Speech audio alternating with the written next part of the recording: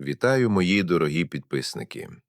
Неймовірно приємно бачити вашу активність у коментарях. Саме ваші ідеї про динозаврів надихнули мене на цей великий випуск. Дякую, що ви з нами. Прямо зараз, друзі, ставте вподобайку, підписуйтесь на канал та тисніть на дзвіночок, щоб не пропустити наш новий серіал. А ще поділіться цим відео з друзями, нехай світ знає нашу історію. І обов'язково напишіть прямо зараз у коментарях, з якого ви міста та котра у вас година. Мені дуже цікаво бачити нашу географію. Сьогодні ми вирушаємо у наш український Крим. Але забудьте про звичні пляжі та готелі. Ми здійснюємо стрибок у часі на 150 мільйонів років назад, в епоху, коли літосферні плити ще тільки формували обличчя нашої планети. Уявіть, там, де зараз підіймаються величні Кримські гори, колись вирував зовсім інший дикий світ. У ті часи територія сучасної України не була суцільним суходолом. Це був розсип мальовничих тропічних островів, оточених безкраїм та теплим океаном Тетіс. Смарагдові джунглі, гігантські деревоподібні папороті та вологе повітря, просякнуте запахом солі та первісної рослинності. Саме тут, серед цих затеряних архіпелагів, розгорталася історія, яку ми почали розгадувати лише нещодавно.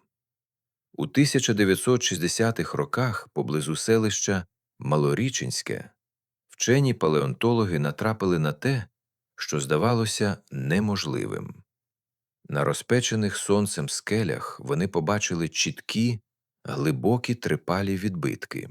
Це не були сліди звичайної тварини. Кожен крок належав істоті, вага якої сягала тонни, а кожен рух змушував землю вібрувати. Це були сліди мегалозавра, першого динозавра, якого офіційно відкрило людство, але який мільйони років приховував свою присутність на наших рідних землях. Тільки уявіть цього велетня. 9 метрів живої міці, вкритих лускатою шкірою, потужні щелепи, здатні трощити кістки, і очі хижака, що панував на цих островах. Він не просто проходив тут, він був володарем цієї землі. Знахідка в Криму – це не просто сухі факти з підручників. Це живий доказ того, що Україна була ареною життя справжніх титанів. Мегалозавр був верхівкою харчового ланцюга, королем Південних островів. І сьогодні ми з вами нарешті дізнаємося, як він жив, як полював, і чому його дух досі відчувається у цих древніх скелях. Але не думайте, що вся справа лише у величезних розмірах. Не дозволяйте цим гігантським цифрам вас обдурити. Мегалозавр не був просто бездумною горою м'язів або некерованою машиною для вбивства. У цих глибоких очницях ховався холодний, розрахунковий інтелект, який відточувався мільйони років еволюції. Уявіть собі, глибокі сутінки опускаються на архіпелаг прадавнього Криму. Океан Тетіс ліниво лиже берег, а наш хижак буквально розчиняється у густій тіні велетенських папоротей. Він не мчить стрімголов, він стає самою ніччю. Його вертикальні зіниці розширюються, вловлюючи кожен фотон світла, а слух настільки гострий, що він здатний почути серцебиття своєї здобичі за сотні метрів крізь щільний прибережний туман. Ви чуєте це? Це не просто шум вітру в скелях. Це важке, ледь вловиме дихання справжнього господаря цих земель. Кожен його крок по вологому вулканічному піску – це ледь помітна вібрація ґрунту. Все живе навколо завмирає від споконвічного жаху, розуміючи, мисливець вийшов на слід. Чому він обрав саме ці ізольовані острови? Яку стратегію він готує прямо зараз, застигнувши у низькому старті перед своїм вирішальним, смертоносним китком? Ми звикли вважати їх дурними ящерами, але мегалозавр – це шахіст світу юрського періоду. Вапнякові скелі Криму досі зберігають ці похмурі таємниці у своїх розломах. Цей титан не просто зник, залишивши кістки в землі. Він вкарбував свій невидимий слід у кожен камінь, по якому ви сьогодні гуляєте біля моря. Ви відчуваєте цю присутність? Ви готові зазирнути у цю безодню часу і зустрітися з ним поглядом, очі в очі? Але звідки ми знаємо про нього так багато? Як ми можемо стверджувати, що цей велетень ступав саме тут? Відповідь лежить просто у нас під ногами, застигла у самому серці Кримських гір. Вапнякові скелі в районі Малоріченського – це не просто мертве каміння, обвітрене солоними морськими вітрами. Це гігантська, багатошарова бібліотека часу, де кожна тріщина, кожен пласт породи – це окремий рядок з біографії нашої планети. Уявіть собі цей неймовірний процес. Ці величні гори, якими ми милуємося сьогодні, колись були лише м'яким, в'язким мулом на дні безкрайнього тропічного мілководдя океану Тетіс. Мільйони років сонце, нищівні шторми та невблаганна вода виточували з них те, що ми бачимо сьогодні. Але головна таємниця схована всередині. Саме тут, серед цих диких і неприступних краєвидів, палеонтологи виявили ті самі трипалі відбитки, що змусили світову науку здригнутися. Це не просто щаслива випадковість. Геологія Криму справді унікальна. Вона спрацювала як природний консервант. Вона дозволила буквально заморозити у камені момент тріумфу мегалозавра, зберігши його важкі кроки крізь незбагненні епохи. Кожен, хто хоч раз піднімався на ці вершини на світанку, відчував цей дивний, майже містичний трепет. Це не просто страх висоти, це підсвідоме відчуття присутності чогось древнього, могутнього і дуже небезпечного. Ми часто звикли дивитися на ці скелі як на статичну декорацію для фотографій, але для мегалозавра це був рідний дім. Він знав тут кожен виступ, кожну глибоку печеру, де можна було надійно сховатися від тропічної зливи або перечекати полудневу спеку. Його очі бачили ці гори зовсім іншими, вкритими вологою зеленню та наповненими звуками життя, яке ми навіть не можемо собі уявити. Сьогодні ми по дещицях збираємо цю грандіозну історію. Один випадково знайдений зуб, один чіткий відбиток лапи у вапняку, невеликий фрагмент скам'янілої кістки, але разом, як деталі складного пазла, вони складають величну мозаїку життя. Того самого життя, яке кипіло, боролося і перемагало тут задовго до появи першої людини на горизонті.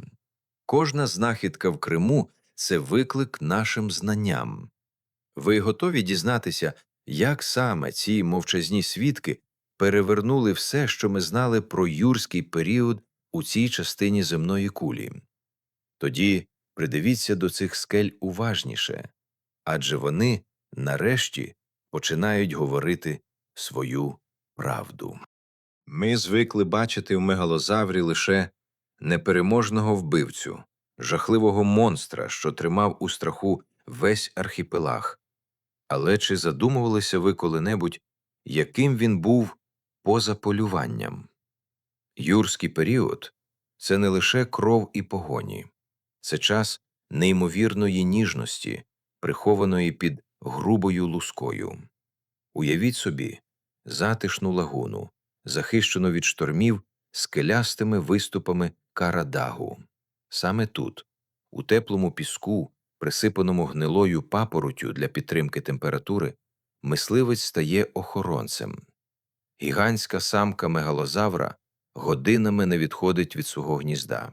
Її величезна паща, здатна трощити кістки, тепер обережно перекладає листя, відчуваючи найменші зміни тепла. Це був небезпечний світ. Поки малюки всередині яєць готуються до свого першого вдиху, навколо чатують дрібні крадії та підступні хижаки. Але горе тому, хто наблизиться на відстань кидка. Ви бачите цю сцену?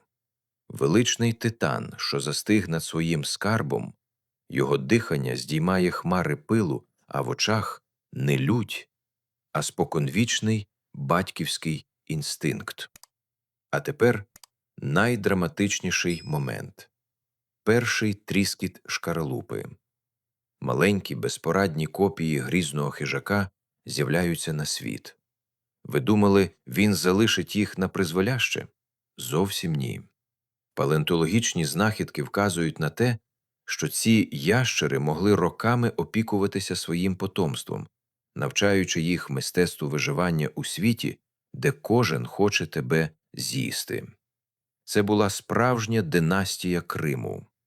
Малюки, що бігають під ногами десятиметрового гіганта, вчаться розпізнавати запахи, чути вібрації землі та атакувати. Кожна виграна битва за життя зміцнювала цей вид, роблячи його володарем епохи. Але що ставалося, коли на архіпелаг приходила справжня катастрофа? Як кримський мегалозавр захищав своє майбутнє від розгніваної природи? Слухайте далі, бо ця історія стає ще похмурішою. Але спокій юрського періоду був оманливим. Навіть такий досконалий хижак, як мегалозавр, був безсилим перед гнівом самої планети. Уявіть день, коли небо над Кримським архіпелагом раптом змінило колір з блакитного на зловісний мідний.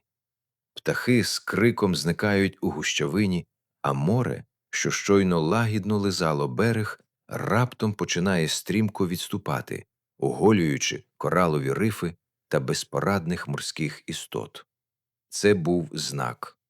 Великий землетрус, десь глибоко під водами океану Тетіс, породив чудовисько страшніше за будь-якого ящера – цунамі. Наш герой відчуває небезпеку першим. Його потужні лапи вловлюють найдрібніші вібрації, які ще не чує ніхто інший. Він не тікає сам. Його перший інстинкт – врятувати майбутнє. Ми бачимо, як десятиметровий гігант, відкинувши гордість мисливця, відчайдушно намагається вивести своє потомство на найвищі скелі вапнякового плато. Вода повертається стіною, висотою з багатоповерховий будинок. Гуркіт такий сильний, що, здається, ніби самі гори розколюються навпіл. Це момент істини. Чи зможе сила м'язів та батьківська відданість перемогти розгнівану стихію? Потоки води вриваються в лагуни, вириваючи з корінням вікові папороті та трощачи все на своєму шляху. Мегалозавр опиняється в самому центрі цього хаосу. Він бореться за кожен крок, прикриваючи малюків своїм масивним тілом від уламків дерев та каміння. Тут немає місця для полювання. Тут є лише воля до життя. Саме такі моменти формували характер кримського титана. Ті, хто вижив у ту ніч, стали ще сильнішими, ще хитрішими. Коли вода нарешті відступила, архіпелаг змінився назавжди, але господар залишився, поранений, виснажений, але непереможений. Але цунамі було лише початком.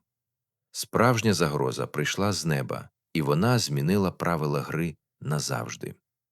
Ви готові побачити, як сонце згасло над світом динозаврів? Коли перші промені холодного сонця пробилися крізь густий попіл та туман, Перед мегалозавром постав зовсім інший світ. Це вже не був той райський архіпелаг з блакитними лагунами, який ми бачили раніше. Цунамі принесло з собою не лише руйнування, а й кардинальні зміни у самій екосистемі давнього Криму. Берегова лінія Малоріченського та Карадагу змінилася до невпізнання. Там, де раніше росли гігантські папороті, тепер лежали купи потрощеного дерева та товстий шар морського мулу. Але найгірше було те, що звична здобич, травоїдні ящери, або загинули в потоках води, або відійшли вглиб материка, шукаючи безпеки. Нашому герою довелося адаптуватися до нових, набагато жорсткіших умов. Виживання тепер вимагало не лише сили, а й неабиякої винахідливості. Ми бачимо, як мегалозавр починає досліджувати прибережні скелі, вишукуючи морських рептилій, яких викинуло на берег, або навіть полюючи у воді, що раніше було йому невластиво. Це був період великого голоду, який відточував його інтелект до межі. Кожен успішний крок, кожен знайдений шлях до їжі був маленькою перемогою у війні проти самої смерті. Проте він був не єдиним, хто вижив. У цьому новому, понівеченому світі з'явилися нові конкуренти. Дрібніші, але неймовірно швидкі та згуртовані хижаки почали збиратися в зграї, відчуваючи слабкість поодиноких гігантів. Вони чатували в тінях скельних розломів, чекаючи на момент, коли титан припуститься помилки. Це була справжня шахова партія на виживання. Мегалозавр мав захищати свою територію не лише від природи, а й від нових підступних ворогів, які не мали честі, а мали лише голод. Чи зможе один, нехай і такий могутній господар, протистояти цілій системі нових загроз? Юрський період у Криму входив у свою найкривавішу та найцікавішу фазу. І саме зараз ми побачимо справжню велич духу цього доісторичного короля. У новому спустошеному світі юрського Криму правила гри змінилися назавжди. Мегалозавр більше не був єдиним господарем, який міг спокійно обходити свої володіння без зайвого клопоту. Тепер кожен його крок супроводжувався пильним наглядом десятків голодних очей, що світилися в сутінках серед вапнякових скель. Ми бачимо його в профіль. На розірваній у сутичках зі стихією шкірі застигли краплі бруду, а його погляд став ще гострішим, наповненим холодною агресією.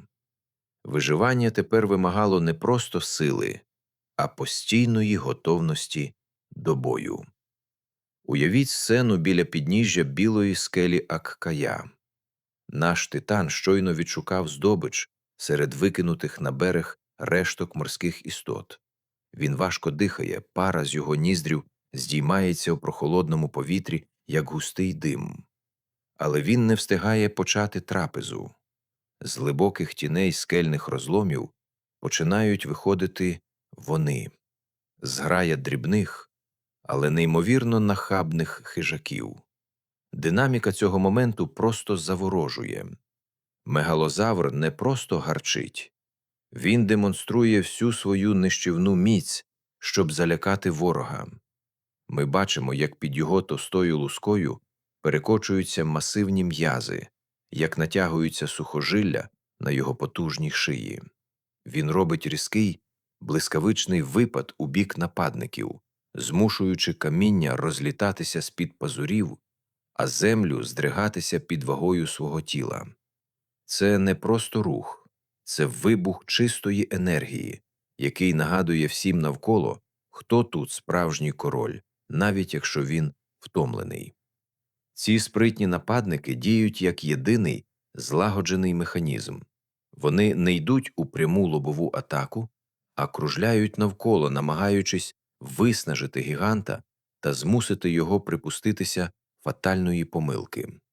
Але мегалозавр – це справжній шахіст доісторичного світу. Він вичікує. Його розумні очі стежать за кожним рухом ватажка зграї. Один хибний крок супротивника, і масивна паща, здатна трощити найміцніші панцири, закривається з неймовірною швидкістю. Ця битва за ресурси перетворюється на битву за статус і повагу. У кожному його русі, у кожному лютому випаді ми бачимо живу істоту, яка категорично відмовляється здаватися. Він захищає своє священне право бути першим, право бути єдиним володарем цих земель. Коли останній нападник нарешті відступає в темряву, мегалозавр видає такий потужний переможний рев, що він відлунює від скель і розноситься далеко над океаном Тетіс. Це був чіткий сигнал для всіх. Титан все ще на троні. Але чи надовго? Адже справжня небезпека тільки починає прокидатися десь глибоко в надрах землі. Коли зазубрені вершини Кримських гір остаточно погинають останній багряний промінь сонця, на архіпелаг опускається інша реальність. Ніч у юрському періоді – це не час для сну. Це час, коли почуття загострюються до межі. Ми бачимо нашого Титана у місячному світлі. Його могутній профіль застиг на фоні зоряного неба, перетворюючись на живе ваяння з каменю та м'язів. У темряві мегалозавр змінює тактику. Тепер його головна зброя не лише сила, а й феноменальний слух та здатність невловно відчувати найменші теплові вібрації. Кожен шерех сухої папороті, кожен сплеск води у нічному прибої Малоріченського аналізується його мозком з точністю комп'ютера. Він повільно рухається крізь примарний туман, і його рухи стають напрочуд плавними та безшумними для такого гіганта. Динаміка його ходи у темряві нагадує танець кіні. Але нічний Крим підготував свої пастки. З глибоких печер Карадагу піднімаються отруйні випари, результат тих самих тектонічних зрушень, що викликали цунамі. Повітря стає важким, а місяць забарвлюється у тривожний жовтий колір. Мегалозавр відчуває, як природа навколо нього починає повільно вмирати. Це вже не просто боротьба з іншими хижаками. Це протистояння невидимому ворогу, клімату, що невідворотно змінюється. Ми бачимо рідкісний момент уразливості. Гігант зупиняється біля краю прірви, вдивляючись у темну порожнечу океану Тетіс. У його очах відбиваються зірки, які світили над цією землею мільйони років тому. Його агресія зараз спрямована не на конкретну ціль, а на саму несправедливість наступних змін. Він – король, чий замок починає рушитися під тиском часу та стихій. Але навіть у цьому нічному кошмарі він залишається непохитним. Титан видає низький, вібруючий звук, який більше схожий на стогін самої землі, ніж на крик тварини. Цей звук проноситься крізь імлу, попереджаючи всіх, хто ховається в тінях. Господар усе ще тут, і він буде боротися за кожен ковток повітря. Але світанок, що прийде завтра, принесе із собою дещо таке, до чого навіть він не був готовий. Ранок після отруйної ночі приніс не полегшення, а нове випробування. Ресурси архіпелагу були вичерпані, джерела прісної води замулилися, а звичні тропи поглинули зсуви ґрунту. Мегалозавр розумів, Залишатися на місці означає загибель. Ми бачимо його профіль на фоні перших холодних променів сонця, його погляд спрямований на горизонт, де височіють гострі піки головної гряди Кримських гір. Попереду – великий перехід. Це не просто рух, це справжня демонстрація витривалості. Гігант веде свою групу через вузькі скельні карнизи, де кожен крок може стати останнім. Ми бачимо неймовірну динаміку його тіла. Масивні м'язи ніг напружуються до межі, коли він долає круті підйоми. Його хвіст працює як ідеальний балансир, утримуючи багатотонну тушу на самому краю прірви. У кожному його русі впевненість досвідченого лідера, який не має права на помилку. Агресія в цьому блоці змінюється на зосереджену міць.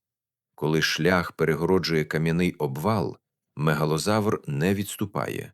Він використовує свою масу та силу, щоб розчистити прохід, демонструючи інтелект, який виходить далеко за межі звичайних інстинктів.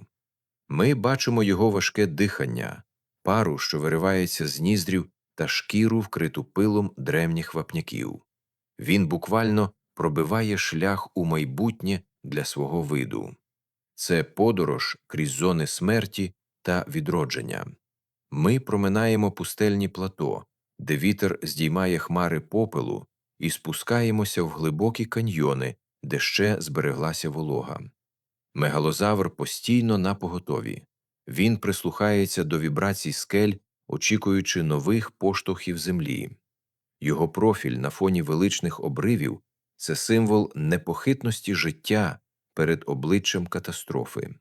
Але цей шлях вимагає жертв. Втома починає даватися в знаки, і навіть у цього титана сили не безмежні. Проте, коли він озирається на малюків, що йдуть слідом, у його очах знову спалахує той самий вогонь, що зробив його королем юрського періоду. Вони піднімаються все вище, туди, де хмари торкаються скель. Саме там, за хребтом, на них чекає останній притулок. Або останній бій. Ви готові побачити, як завершується епоха великих ящерів на Кримській землі. Коли туман нарешті розсіявся, перед мегалозавром відкрилася нова долина. Це було приховане місце, захищене високими скелями, де ще текла чиста вода і шелестіли зелені ліси. Ми бачимо нашого героя в останній раз у повному профілі. Він стоїть на вершині скелі, його масивна постать висічена на тлі неба, що знову стає блакитним. Він виконав свою місію, він зберіг життя. Але в повітрі вже відчувався подих майбутнього. Світ юрського періоду неминуче змінювався, і навіть такий могутній король, як мегалозавр, відчував, що його епоха величі рано чи пізно поступиться місцем чомусь новому. Динаміка його останнього погляду на долину сповнена спокою та гідності. Він не просто хижак, він – символ незламності кримської природи. Титан повільно спускається до своєї нової домівки. Його кроки тепер впевнені та розмірені. Він залишає свої сліди у вологому вапняку, сліди, які через мільйони років знайдуть палеонтологи, щоб розповісти нам цю неймовірну історію. Господар архіпелагу залишається у своїй новій фортеці, готовий зустріти будь-який виклик долі. Його рев востаннє проноситься над горами, затихаючи десь у далеких каньйонах минулого. Ось і все. Наша велика подорож у юрський період Криму добігає кінця. Ми пройшли довгий шлях від золотих лагун до суворих гірських перевалів. Разом із легендарним кримським титаном. Сподіваюся, це занурення допомогло вам по-справжньому відчути велич прадавньої історії нашої землі. Мені дуже цікаво дізнатися вашу думку. Що саме вам найбільше сподобалося в цій історії? Можливо, сцена з цунамі? Чи момент нічного полювання? А може, батьківська ніжність цього грізного гіганта? Напишіть у коментарях свої враження. Я з великою радістю все прочитаю. Також нам дуже цікаво розширити географію нашої спільноти.